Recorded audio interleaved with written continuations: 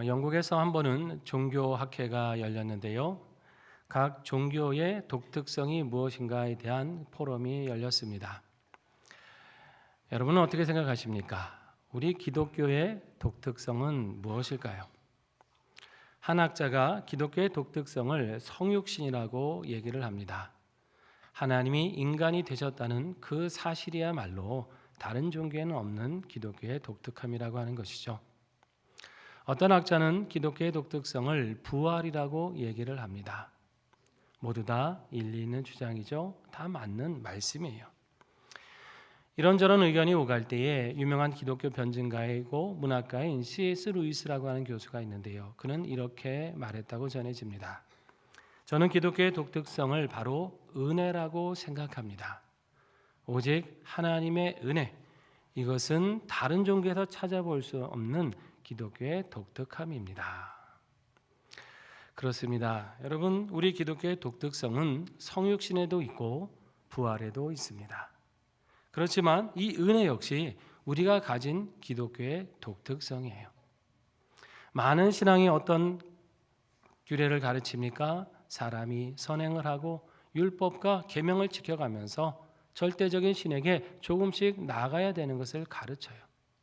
그러나 기독교는 그러한 신앙이 아닙니다. 그 하나님 앞에 나갈 수 없는 자들을 하나님이 찾아오신다는 거예요.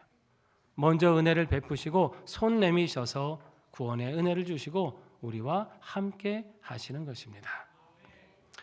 그렇다면 여러분, 이 은혜라는 게 무엇일까요? 은혜는 자격 없는 자에게 베푸시는 하나님의 선물이죠. 사람의 자신의 힘으로 할 수 없는 것을 이루게 하시는 주님의 능력, 이것이 은혜입니다. 여러분, 우리는 이 은혜 때문에 사는 거예요. 은혜 때문에 구원을 받았습니다. 은혜 때문에 신자라고 하는 이름을, 복된 이름을 가지고 살아가는 거예요. 은혜 때문에 하나님의 보호하심을 입고 있는 것이고, 은혜 때문에 영원한 천국을 바라보며 소망 가운데 살아가고 있는 겁니다. 이 은혜가 있기에 우리는 넘어져도 다시 일어설 수 있는 것이고, 이 은혜가 함께 하시기 때문에 실패하도 다시 성취를 이룰 수 있는 거예요. 이 은혜를 우리 삶의 풍성히 늘 누리실 수 있기를 바랍니다. 오늘 말씀에도 보면 결코 인생을 포기하지 않으시는 이 하나님의 은혜의 사건을 보게 돼요. 본문은 하나님께서 요나라고 하는 선지자에게 다시 사명을 주시고 있는 내용인데요. 그럼 우리가 잘 아시는 것처럼 요나하면 떠오르는 게 뭐예요? 하나님 말씀에 불순종한 선지자 아닙니까?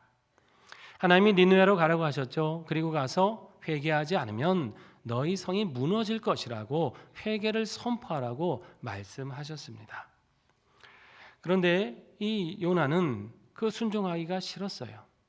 왜냐하면 그 니느웨라고 하는 곳은 이스라엘을 오랫동안 괴롭힌 아수르라고 하는 나라의 수도였기 때문입니다. 요나한테는 원수 같은 나라죠. 굳이 가고 싶지 않았을 거예요. 차라리 저 나라가 멸망해버리면 나는 더 속 시원하고 기쁠 겁니다. 이런 생각이 들었겠죠. 그런 이유로 요나는 순종하지 않았어요. 니느웨로 가지 않고 오히려 반대 방향으로 가기 위해서 배를 타고 항해를 시작하지 않습니까? 하나님이 큰 풍랑을 보내셨고 결국 요나는 바다에 던져지죠. 죽을 수밖에 없는 그를 하나님은 큰 물고기를 예비하셔서 물고기 뱃속에 3일간 지내게 하십니다. 그곳에서 요나는 자신의 불순종을 회개해요. 하나님은 그를 다시 육지로 토해내게 하시고 살려주십니다. 그리고 다시 사명을 주시는 거예요. 본문 1절과 2절에 잘 나타나 있는데요. 함께 읽어보겠습니다. 여호와의 말씀이 두 번째로 요나에게 임하니라. 이르시되 일어나 저 큰 성읍 니느웨로 가서 내가 네게 명한 바를 그들에게 선포하라 하신지라. 아멘. 자, 하나님의 말씀이 몇 번째 요나에게 임했다 그래요? 두 번째로 임했다라고 말씀하죠. 그 내용은 니느웨로 가서 회개를 선포해라, 이 말씀이에요. 이게 왜 두 번째냐면 앞에 요나서 1장에 먼저 이 사명을 하나님께서 말씀해 주셨거든요. 그리고 똑같이 이 3장에서 다시 그 말씀을 하십니다. 두 번째라고 하는 말만 빼면 내용은 똑같아요. 니느웨로 가서 회개를 선포하라는 얘기입니다. 자, 그런데 여기서 이 두 번째라고 하는 말이 참 중요하죠. 왜냐하면 이 두 번째 기회는 없었을 수도 있기 때문입니다. 첫 번째와 두 번째 사이에 어떤 일이 있었는지 우리가 아시지 않습니까? 요나의 불순종이 있었어요. 하나님의 말씀을 대놓고 거역한 사건이 있었습니다. 하나님 입장에서 한번 생각해 볼 때 불순종한 요나를 굳이 그렇게 다시 쓰실 이유가 있습니까? 아예 대놓고 하나님의 뜻을 알면서도 전혀 반대 방향으로 가는 인생을 굳이 다시 붙드실 이유가 있겠냐 하는 거죠. 요나가 아니면 그 말씀에 순종할 사람이 그 당시 없었을까요? 아마 분명히 어떤 이는 제가 가겠습니다. 하나님 저를 써달라고 그렇게 기꺼이 순종할 사람도 있었을지 모릅니다. 그러면 그런 사람 찾아서 보내시면 될 거를 왜 굳이 그렇게 마음 쓰시면서 힘들어 하시면서 요나를 다시 부르시고 그를 보내십니까? 하나님이 요나를 포기하실 수 없었던 겁니다. 불순종했던 사람, 사명을 저버린 사람이지만 다시 기회를 주기를 원하신 거예요. 하나님의 마음을 아프시게 하는 사람이지만 주님의 뜻을 다시 이룰 수 있는 그 사명자가 될 수 있기를 원하신 겁니다. 선지자가 하나님의 말씀을 대놓고 거역하는 게 여러분 이게 가벼운 죄일까요? 어느 선지자가 이렇게 나갑니까? 그러나 하나님은 요나를 탓하지 않으세요. 오히려 다시 그냥 아무 일도 없다는 듯이 순종의 기회를 주십니다. 요나를 향해서 야, 너 때문에 일이 참 지체되지 않았느냐? 제대로 순종했으면 서로 고생할 것도 없지 않느냐? 질책하실 법도 한데 그렇지 않으세요. 그냥 처음 다시 그렇게 주신 것처럼 사명을 주시는 거예요. 여러분, 이와 같은 포기하지 않으시는 은혜가 저와 여러분에게도 계속 임하고 계신 줄을 믿으시기를 바랍니다. 우리가 늘 하나님 앞에 순종하고 그분의 마음에 드시기 때문에 평안히 살아갈 수 있을까요? 그렇지 않죠. 우리가 언제 주님 부르시면 100% 아멘으로 순종하고 헌신했습니까? 적당히 하고 적당히 빼고 그러지 않았습니까? 말씀을 거역하고 그 뜻을 저버릴 땐 또 얼마나 많았습니까?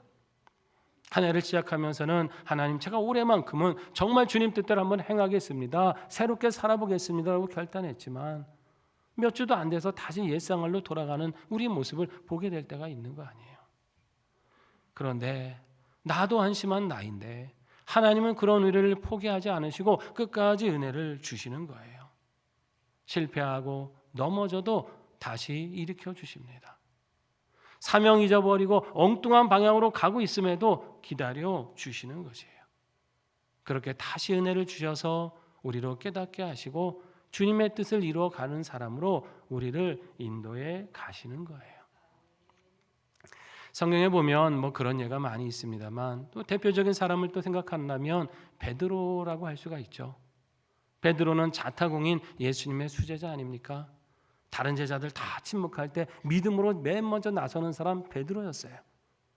예수님이 십자가에 죽게 됐을 때 다른 제자는 주님을 버릴지라도 나는 주님과 함께 죽겠다고 호언장담했던 사람 그가 바로 베드로입니다. 그런데 여러분 어떻게 됐나요? 어린 여종 앞에서 예수님을 부인하잖아요. 그것도 3번씩이나 저주까지 하면서 나는 저 사람을 모른다고 부인하지 않습니까? 이런 배신이 어디 있어요? 순종과 믿음에 실패한 사람이죠. 그런데 그런 베드로를 우리 예수님이 다시 찾아가세요. 어디로 가십니까? 갈릴리 호숫가로 가셔요. 처음 만났던 그 자리, 처음 사명 주셨던 그 자리를 찾아가셔서 마치 처음 그러신 거냥 아무 일도 없었던 것처럼 베드로를 만나 주십니다. 그리고 함께 식탁을 나누시고 그 사명을 일깨워 주시죠. 누가 봐도 실패한 인생인데 그런 예수님의 사랑으로 그는 초대교회 기둥과 같은 사도가 되는 거예요. 지금 요나를 다시 부르시는 하나님, 그리고 다시 베드로를 찾아가시는 예수님. 왜 주님께서는 이렇게 하실까요? 그 사람들이 아니어도 얼마든지 하나님의 일을 하실 수 있을 텐데 왜 다시 부르십니까? 그들을 신뢰하셨기 때문입니다. 순종에 실패했지만, 믿음에 실패했지만 다시 주님을 위해 사명을 감당할 그 작은 가능성을 보신 거예요. 그리고 찾아가신 거죠. 넘어졌다고 외면하지 않으시고 다시 위로하고 힘주셔서 주님의 일을 맡기셨습니다. 내 은혜가 네게 족하면, 내 은혜가 부어지면 너는 능히 이 사명 감당할 수 있다라고. 스스로도 지쳐 넘어져 있는 자를 오히려 북돋아 주시고 일으켜 주시고 새 힘을 허락해 주시는 거예요. 이것이 하나님의 멈추지 않으시는 은혜입니다. 세상은 좀 다르죠. 일을 잘 성취하고 해낸 사람은 크게 환호를 하고 축켜 세워줍니다. 하지만 큰일을 맡았는데 실패하면 어떻습니까? 외면할 때가 많죠. 한번 신뢰가 무너지면 다시 중요한 일을 잘 맡기질 않아요. 마치 그 일 하나가 그 사람의 전체적인 능력으로 평가를 받으면서 그렇게 다시 일을 맡기지 않는 것, 이걸 당연하게 여기는 풍토가 있지 않습니까? 그러나 하나님은 그렇지가 않으세요.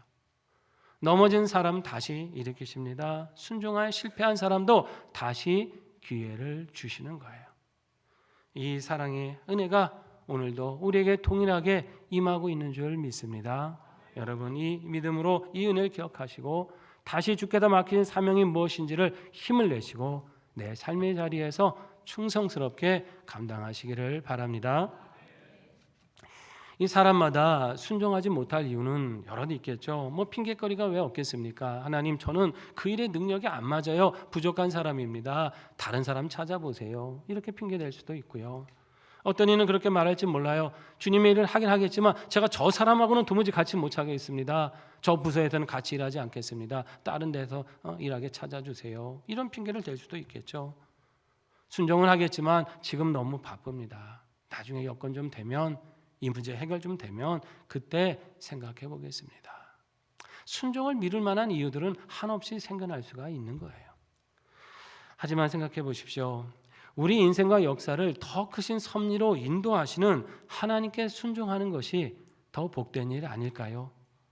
내 생각, 내 계획이 다 이루어지고 순종하는 것보다 하나님께 먼저 순종하고 나면 하나님이 우리 삶을 통해 이루실 은혜가 더 크고 충만하지 않겠습니까? 이건 신뢰의 문제고 믿음의 문제인 거죠. 하나님이 우리를 괴롭게 하시려고, 우리가 가진 거 손해보게 하시려고 순종을 요구하실까요? 그게 아닙니다. 어쩌면 하나님은 우리를 제쳐놓고 홀로 일하시는 게 더 편하실 수도 있어요. 전능하신 하나님인데 무슨 문제가 됩니까? 왜 속상해 가면서까지 불순종하는 거 마음 아파하셔서 가면까지 우리와 같이 일하기를 바라십니까? 하나님 입장에서는 어떻게 보면 더 어렵고 힘드신 일이죠. 그럼에도 우리와 함께하기를 원하시는 거예요. 인간의 불순종으로 마음 아파하시면서도 다시 찾아오기를 주저하지 않으십니다. 왜 그렇습니까? 그 사명을 통해서 우리에게 진정한 은혜를 주시기 위함이에요. 우리를 순종하게 하셔서 더 믿음에 성장하게 하실 거 아닙니까? 우리와 주님과 동행하게 하셔서 주님의 그 깊은 마음을 깨달아 알게 하실 거 아닙니까? 세상 재미에만 빠져 몰랐던 진정한 기쁨, 하나님 나라 일 감당하면서 얻게 되는 그 기쁨을 알게 하시는 것이죠. 그 기쁨과 함께 주님과 동행하는 걸 누리는 것이 인생의 진정한 복인 것을 우리에게 깨닫고 주시기 위해서 우리에게 은혜 주시기를 포기하지 않으시는 거예요. 이 은혜를 기억하시고 그 부르심에 늘 아멘으로 응답하시면서 순종으로 이 사명 감당하시기를 바랍니다. 요나도 이 포기하지 않으시는 하나님의 은혜로 인해서 다시 이 사명을 감당하는 사람이 되었어요. 선지자가 넌 이제부터 아니다라고 선언하실 수도 있었지만 여전히 하나님은 그를 귀한 선지자처럼 인정해 주십니다. 그는 이제 니느웨로 가서 하나님의 말씀을 전하죠. 3절과 4절 말씀에 있는데요. 같이 읽겠습니다. 요나가 여호와의 말씀대로 일어나서 니느웨로 가니라. 니느웨는 사흘 동안 걸을 만큼 하나님 앞에 큰 성읍이더라. 요나가 그 성읍에 들어가서 하루 동안 다니며 외쳐 이르되 40일이 지나면 니느웨가 무너지리라 하였더니. 아멘. 요나가 이제 하나님 말씀대로 니느웨로 갔습니다. 그리고 이제 그 말씀대로 외쳐요.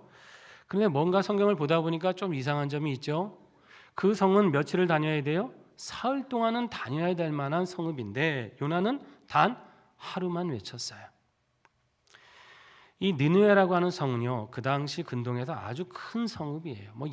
이스라엘에 있는 도성과는 비교할 수도 없는 성입니다.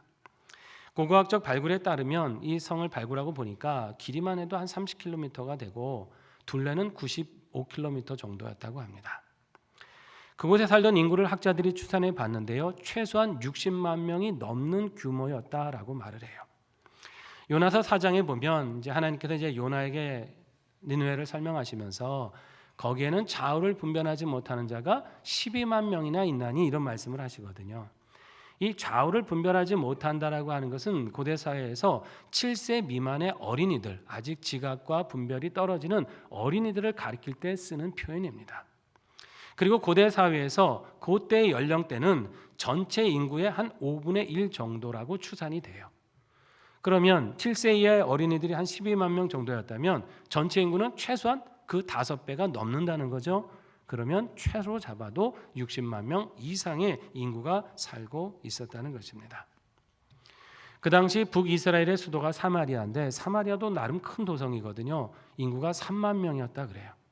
근데 니느웨는 60만 명이면 20배가 넘는 규모의 도시 아니겠습니까? 정말 큰 성읍이에요. 하루 동안 다녀서 될 일이 아니라는 겁니다. 게다가 여러분, 니느웨 사람들이 평소 하나님 말씀을 듣고 경배했던 사람들입니까? 아니잖아요. 니느웨는 니스록이라고 하는 자기들이 섬기는 주신이 있어요. 그리고 태양신과 달의 신, 전쟁과 풍요의 신, 질병과 지하 세계를 관장하는 신, 여러 우상을 잡다하게 섬기는 그 도성이 니느웨였습니다. 하나님을 경외하는 것을 평소에 들어보지도 못한 사람들이에요. 정말 하나님의 말씀을 열과 성을 다해서 외쳐도 들을까 말까한 상황입니다. 그런데 요나는 불과 그냥 하루만 딱 외치고 말아요.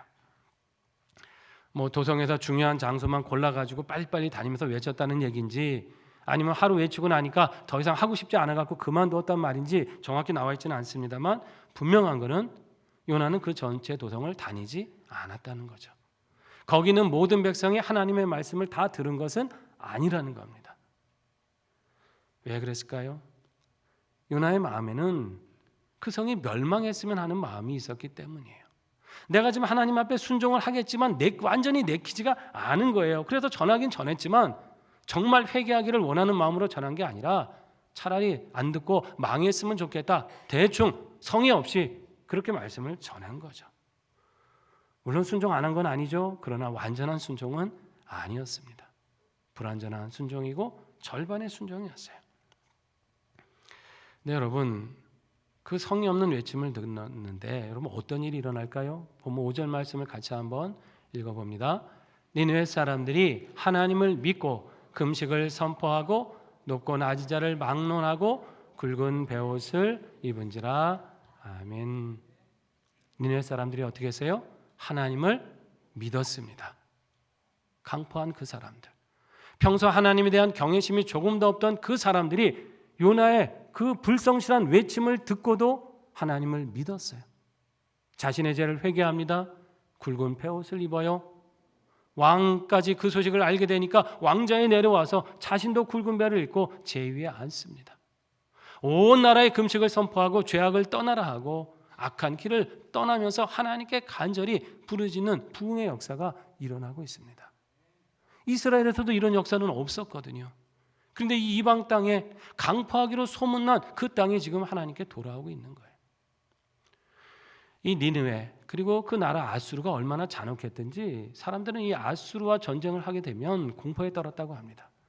포로로 잡은 사람들을 학대하는 건 물론이고 그 서슴없이 죽이기를 자행했던 그런 민족이에요.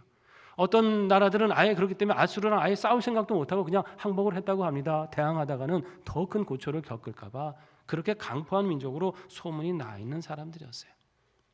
그런데 그들이 단 하루 동안 외친 요나의 설교를 듣고 회개합니다. 일어날 수 없는 일이 일어난 거예요.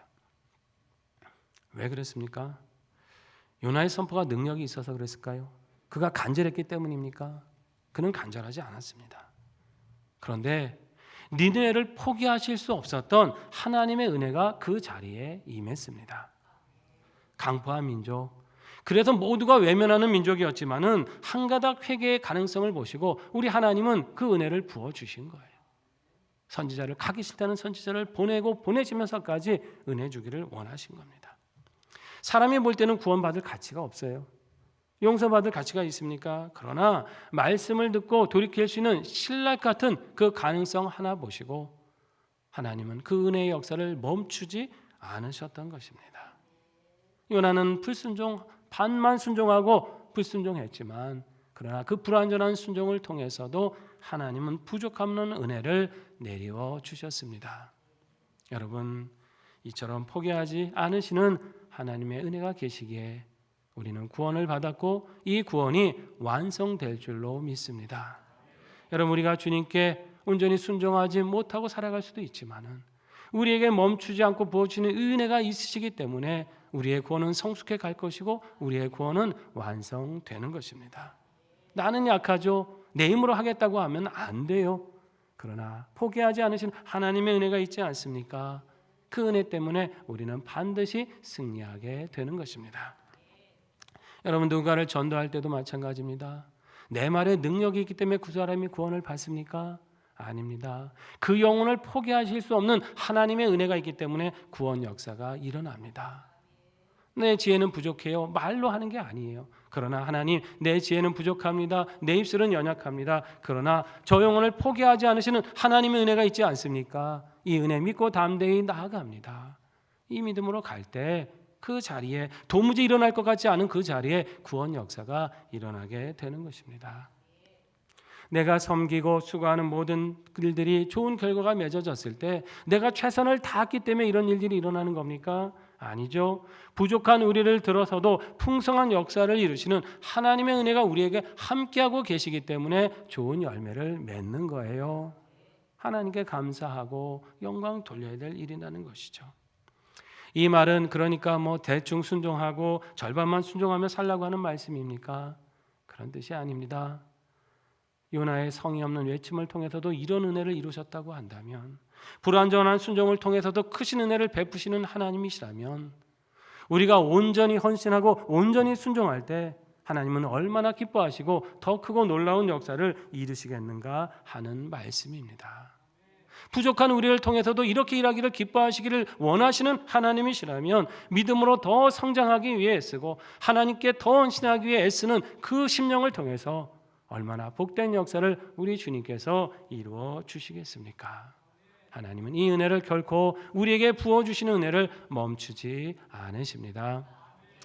사랑하신 성도 여러분, 우리를 포기하지 않으시는 하나님의 이 은혜에 온전한 순종으로 응답하며 살아가시기를 바랍니다. 내게 주신 가정과 일터, 또 교회에서 맡겨주신 사명의 자리를 다시 한번 생각해 보세요. 하나님, 제가 맡기신 이 일을 저는 기억합니다. 이제는 온전한 순종으로 바쁘다고 내일 먼저라고 다 핑계대지 아니하고 먼저 주님의 일 순종하며 가겠습니다. 이러한 결단으로 나아가시기를 바랍니다. 그럼으로써 우리의 삶을 통해 주님의 뜻을 이루어 드리시고 주께서 우리의 삶을 통해 놀라운 일을 이루시는 풍성한 역사를 누리며 살아가시기를 주의 이름으로 축원합니다. 함께 기도하겠습니다. 말씀 생각하며 결단하며 나아갑니다. 하나님, 불순종과 죄악으로 넘어진 인생도 포기하지 않으시는 하나님, 그 은혜를 우리가 기억합니다. 그 은혜에 합당한 온전한 순종으로 주님의 뜻을 이루어지게 하여 주시고 구원의 역사를 풍성히 이루어가는 자녀들 되게 하여 주시옵소서. 반주에 맞추어 결단하며 하나님께 나아가시겠습니다. 아버지 하나님, 은혜를 감사드립니다. 역사하시고 인도하여 주시옵소서. 아버지, 요나의 불순종을 통해서도 외면하지 않으시고 저버리지 않으시고 다시 사명을 다시 부르신 하나님, 우리를 다시 부르시고 다시 은혜 주시는 하나님 줄 믿습니다. 그 믿음과 감사로 나가게 하여 주시옵소서. 온전한 순종으로 응답하게 하여 주시고 우리의 작은 가능성을 보시고 은혜 주시는 멈추지 않은 하나님, 우리가 그 수고 때문에 구원받았고 그 은혜 때문에 우리의 구원이 완성될 줄 믿습니다. 그 은혜 때문에 우리는 영혼을 구원할 수 있고 그 은혜 때문에 우리는 섬기고 봉사할 수 있고 그 열매를 맺어갈 수 있습니다. 하나님, 영광 받아주시고 그 순종을 통해 하나님 기뻐하시는 삶을 살게 하여 주시고 우리의 삶을 통해 크신 은혜를 베푸시고 인도하여 주시옵소서. 불완전한 순종으로도 크신 역사를 이루실 수 있다고 한다. 우리의 온전한 믿음과 순종을 통해서 하나님이 얼마나 놀라운 일을 이루실지 저들 기대하고 바라봅니다. 함께하여 주시옵소서. 늘 이 신앙을 통하여 우리 안에 시간 우리가 그저 못한 하나님이 주시는 삶의 가장 축복된 응답을 누리며 살아갈 수 있는 우리의 삶 되게 도와주시고 함께하여 주시옵소서.